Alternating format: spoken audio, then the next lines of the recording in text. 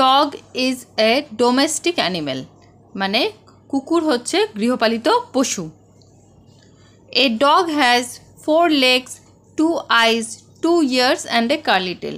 একটি কুকুরের 4টি পা, 2টি চোখ, 2টি কান এবং একটি বেঁকানো লেজ থাকে। A dog has sharp teeth, কুকুরের কি থাকে? ছুচালো দাঁত থাকে।